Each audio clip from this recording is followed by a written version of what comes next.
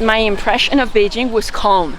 That was my impression of the city, which is crazy when you look at the city now.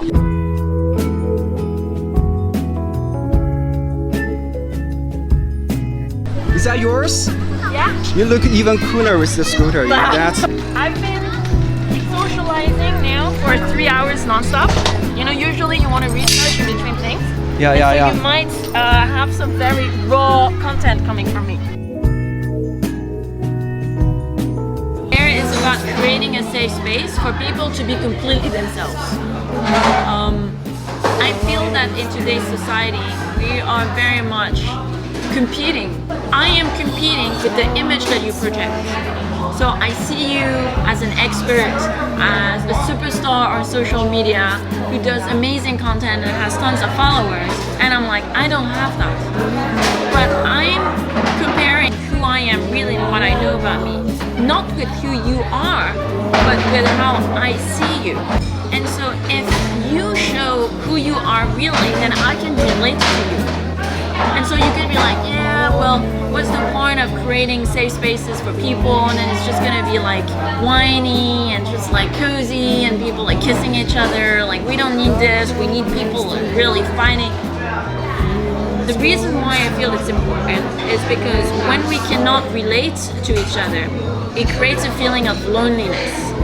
And very often we ask people who are struggling in real life and pretend that they don't. So everybody is just faking it, and everybody is feeling like shit. And the reason why I wanted to do this is because I was horrified by the number of people that I would look up to, that I would admire, that I think had everything figured out. And then in our random conversations, they would just tell me about their lives, tell me how shitty they were feeling. And an extraordinary number of times they would finish our conversation by, do you have contact with a therapist? I was like, whoa, that's, thank you for your trust.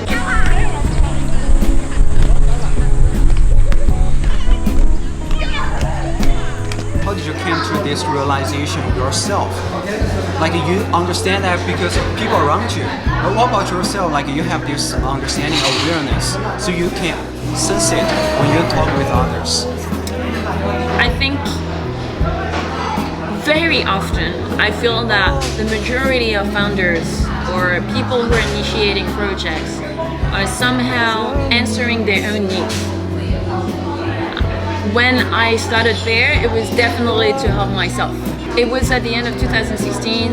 I was organizing an average one event per week. It was a very, very intense lifestyle. But on the outside, I had a great apartment, a great work, a great organization that I was a president of. I had a wonderful boyfriend, I had great friends, like everything on paper was perfect. But I was feeling terrible. I was feeling completely disconnected to my values. I had the feeling that I was becoming completely crazy. I would lose memory. I would keep falling, like literally just fall in the middle of the street because I was, I don't know, feeling dizzy or whatever. I fainted on a ski slope.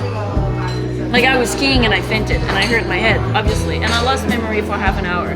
Like that's pretty scary. At the time, everybody thought that I was doing great, and I was feeling terrible, but I didn't really know what was going on, and I just thought I was tired, so I didn't talk about it. Because why would I talk about it? I'm just feeling tired. So I was not giving a safe space where I would be able to talk about how I was feeling. Nobody came to me like, hey Helena, how have you been? Because it's just not something that you necessarily do. And so I had no idea how I was doing. So how did you come around? How did you pick yourself up? I quit everything. I quit my job, went to France for 2 months. And when I overcame all of this in 2017, I felt much better. I was like, I don't wish this to anyone, even my worst enemy. I wish them dead, but I don't wish them to go through this.